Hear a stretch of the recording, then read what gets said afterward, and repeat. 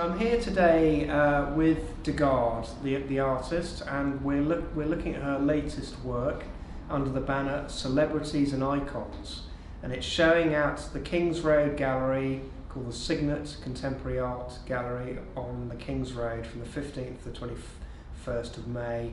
She's also hosting a number of talks, as well as showing more than 60 of her latest works. Okay, Degard, could you talk a little bit about the inspiration for your work? The inspiration for my work came from a time in my early 20s where I'd been seeing what I now describe as auras around people, sort of flashing lights, colours, and I couldn't interpret them, and it was just one of those things that just happened to me. I never mentioned it because I didn't want to seem a bit strange. But one day I had an experience where I was able to actually interpret what that flashing light meant. On that particular occasion, it meant that it was to do with the person's health. They just had a heart attack and they flashed up a blue light, and I saw it and I was stunned to find out what that was and make that relationship. At the time, I was an emerging painter. I was just starting, and I didn't really consider it as something relevant to put down on canvas. But later on, as I really wanted to express my truth, and something which is not very well expressed in art, I decided to put it out there. And it's quite a challenging thing to reveal about oneself, almost like a sort of coming out of, gayness, or a coming out of, being a trans, that you come out being etherically minded or psychically minded. I think it's quite a frightening thing to do, but it seems so critical to do that because so many people are etherically minded, and there's still quite a nerve around saying that you are. So I'm opening it up for people. And could you explain a little bit more detail on what Aethericism is and what it means to you? I gather you've written some books about this as well. So Aethericism is now a concept which has been discontinued, if you like, because I ran a symposium in 2016 with some very bright people who discussed, it was 2017, March 2017, and we discussed the concept of Aethericism. They loved the concept of etheric, coming from the term ether being the fifth element in our lives. Earth, air, fire, water, ether. And this etheric, I turned it into the Greek to give it that aged, to give it that original concept. But this group of people weren't keen on having an ism, so therefore kind of closing it in, turning it into something that's already fixed.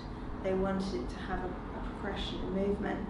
And I started up a website called Aetheric Life. And this has now moved on to just being etheric. So there is now a movement, which isn't a movement, it's a continuation of happenings with the etheric and the etheric content. We haven't quite got the language fixed yet, but this kind of purity of expression to open that out and have those conversations. Okay, going into the work itself, sitting behind us, which you're seeing, is looking at the aura pura of celebrities and past celebrities, icons, if you like. Could you explain why you focused so hard on celebrities and icons rather than anyone else? Focused on celebrities because it's a very new and extraordinary development that seems to only have occurred in certain countries, but seems so so ingrained instantly into the culture. And so that was one reason, but also another reason is just because if I'm to represent the aura pure around people, I felt it would be great that people knew those people already. So if I'm expressing your truth, well, do people want to know? Sorry, no offense, but do people want to know about my, what my energy really says, what yours really says? But isn't it more fascinating to know about, Princess Beatrice or, Elizabeth Taylor? What's the truth of all of that energy? And so it's from a sort of practical point of view, but it's become much more of a historical analysis, if you like, and a cultural analysis of what is this phenomenon of celebrity? Why do we need it in society? What's it actually? What do we actually want from it? And what I think we actually take from these celebrities is a sense of hope, which is the whole thing. So the question then is the celebrity a creation, or is it something which emerges naturally by virtue of their extraordinary energy that we're attracted to?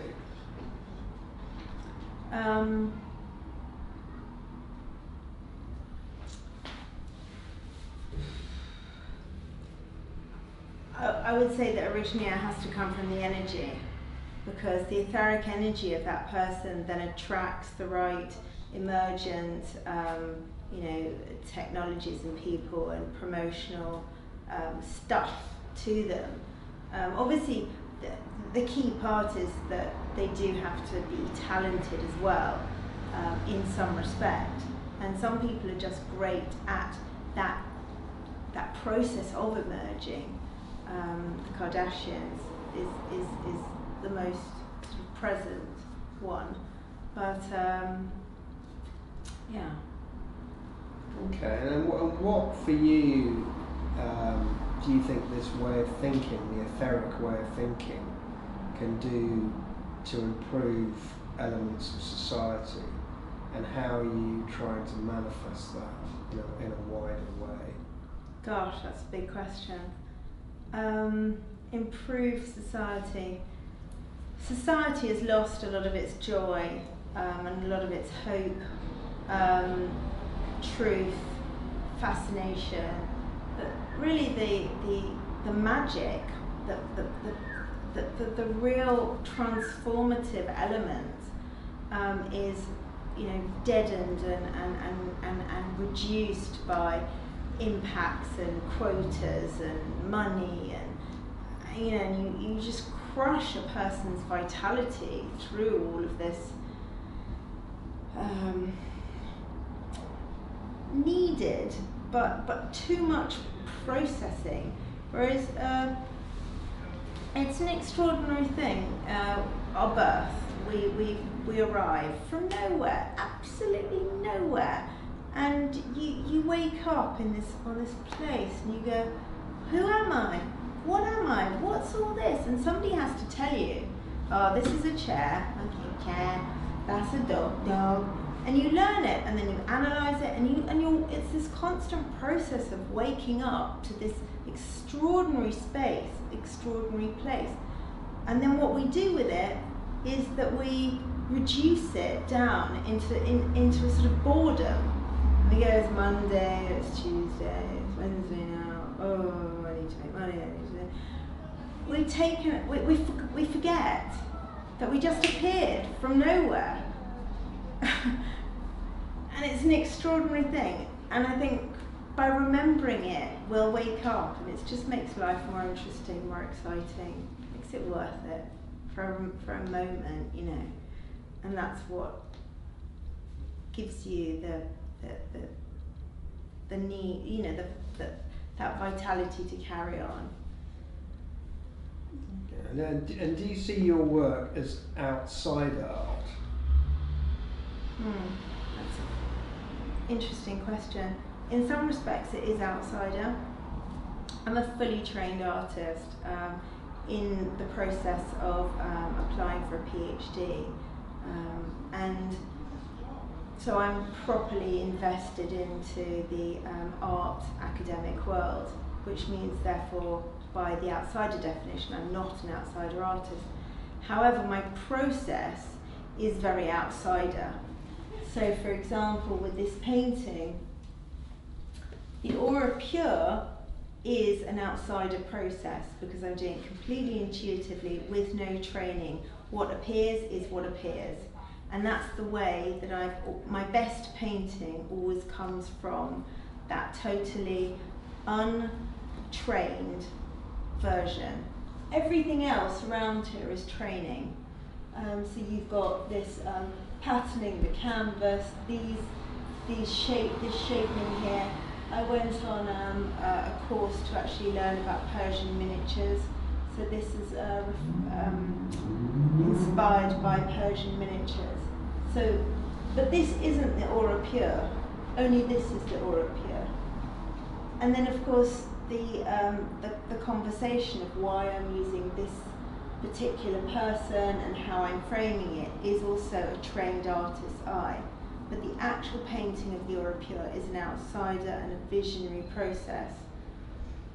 So I wouldn't call myself an outsider artist because I'm not allowed to, but part of my process, it's critical for it to be outside. And which artists do you draw most inspiration from in this series of artworks? Well, you might be surprised to know that partly from abstract expressionists themselves, because of their relationship with the sublime and their desire to express that. But they expressed it in a way that was more existential, in a sense that the sublime reduced to zero, which means that we are a nothingness. So we are an all and a nothingness, which I personally find a sort of like a deep zero negativity, which I can't, it's emotionally uncomfortable for me. So my sublime is creative, is expressive, is abundant, if you like. And also I just adore people like Gustav Klimt and the Secessionists and their aesthetic. And of course they worked at a time where, again, it was taboo to express the intention behind their work. And Klimt always refused to talk about his vision, the visionary aspect of his work and the esoteric concepts. Very obviously, they're not even embedded in his work. They're just out there, straight and obvious. You know, here's Egyptian, hieroglyphs. Here is the Tao. Here is Medusa. Beethoven himself he could easily be called an etheric composer, easily. But they were afraid to say because of, basically because of Christianity, and by announcing oneself as a psychic, God knows what was going to happen to you, literally. So is the spiritualism or the spirituality expressed through the art the essence of it? Is that what's so important about it? Is that the key thing for you? Spiritualism and spirituality are two different things, but I don't like the word spirituality because I think it gives it's sort of, if you imagine a word as like a bag of meanings, and for me that bag, I don't want all of those meanings that are associated with spirituality.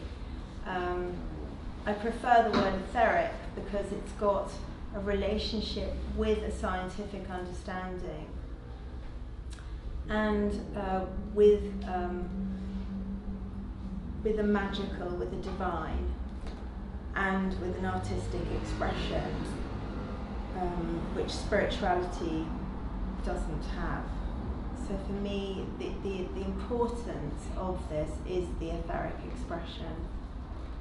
Otherwise they're just a bunch of paintings about celebrities, and some people see them like that, and then they say, why didn't she paint the face? And do you expect to be recognised by the art establishment and society at large as an artist of your day? I do. I hope so, because I feel that at the moment what has emerged in the art world after abstract expressionism and pop art, which took a great piece of time, a lot of pop work was created. It's been fantastic movement, if you like. But what's come after that is conceptual art, and now we have contemporary art with its sort of dry irony and sensationalism, and we're just not getting any further. And everybody loves this kind of having work where you go and experience some level of discomfort and aggravation, and you don't understand the work, and it's not supposed to, and all of those sorts of things. And I think it's time for a change. I think it's time to say, look, if you come to a show and there are paintings there, expect them to be painted by a person who's putting etheric energy into the paint, which will last centuries. Expect that of an artist now, as opposed to a mass-produced work or produced by another person, and the idea of the work is designed in there by an artist, so there's this disconnect. Expect the work to feel like it's alive, it's breathing, it impacts you. Expect work to be enjoyably transformative, not just wind you up. And from that basis, that you're so aggravated that you learn something, that you're sort of inspired.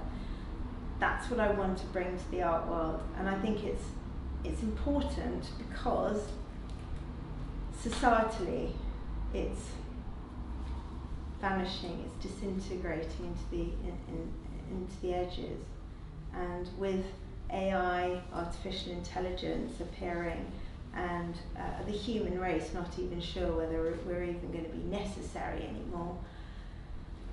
It's this transformative, magical aspect of ourselves, which is the whole point. Very interesting. And could you extend a little bit into some of the academic outreach work you've been doing, and just explain a little bit how you're taking the etheric idea out to various bits of the academic world? I run a series of talks, a symposium that I was saying in 2017 at the Royal Society of Arts, where we gathered together some great minds, great thinkers, to discuss these concepts and how the art sciences and the divine disciplines could merge a bit. We've had talks here as well to do with institutions and how they can be more creative, and also that artists are now coming together under this banner of an etheric, that they are actually prepared to stand out and express themselves. And also tomorrow actually we're having a talk here on vitality of the intangible, which is with scientists and psychologists. So the etheric discourse isn't just in art, it is, of course, in all of life, and therefore in all of academic disciplines.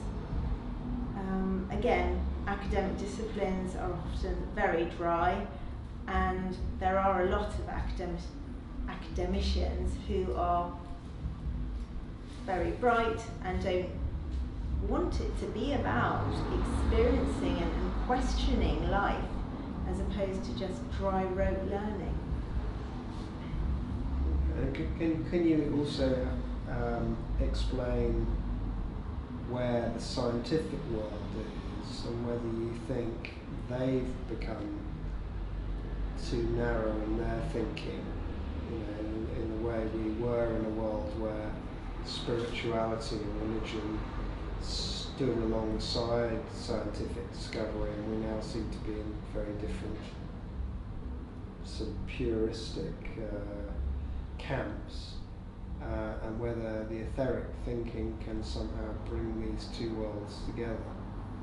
I think that obviously science came out of alchemy and came out of spirituality. Pythagoras himself had a cult where he was some kind of demigod.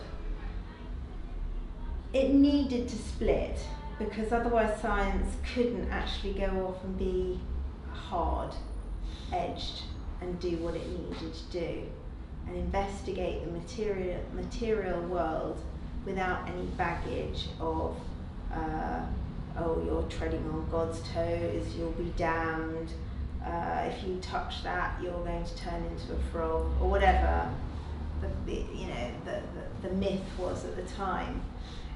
We needed to crack that stuff. There's definitely been a time and a place for it. However, where science has got to, with all of its marvels and amazing achievements, is that it has only investigated the material world. So even if you think of quantum science, quantum looks at the tiniest of the tiniest of the tiniest of the material world. And the invisible world is just, there's this concept of Occam's razor, where you slice off the data, the investigation that you can't cope with, which won't actually add to your end result. So all of the intangible, invisible, transformative, magical elements of our lives have been sliced away, and more to the point, ridiculed. And therefore any scientist working in this arena who would like to do genuine study and genuine data around etheric ideas cannot, literally cannot today, and will not get published, and yeah, it's a massive problem, and that's where there's a huge issue. The scientists, what can we say? Open it up, relax. let's genuinely be allowed to question. The original science was natural philosophy. Natural philosophy is about questioning, for its own sake, question. And it seems extraordinary that that doesn't happen. And with our lives, which are all dictated by will it make money?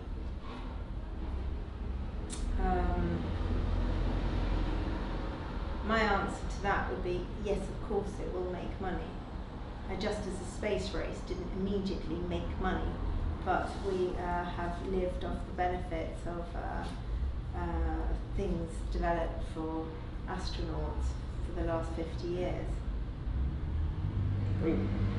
And what's next when this exhibition moves on in a few days' time?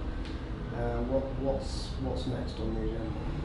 What's next? So I've got a couple more exhibitions planned, one in Oman, which might then move on to Dubai. And the Aetheric artist that I'm in collaboration with will also be producing shows and events to try and get the word out about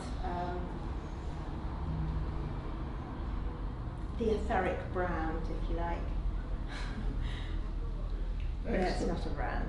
It's about, it's okay now. We can let out this part of our humanity, which actually really is the exciting part, and we're allowed to thrive with this energy. Well, thank you very much indeed for your time, Degard, and I look forward to going around the work and seeing the next exhibition in the Middle East.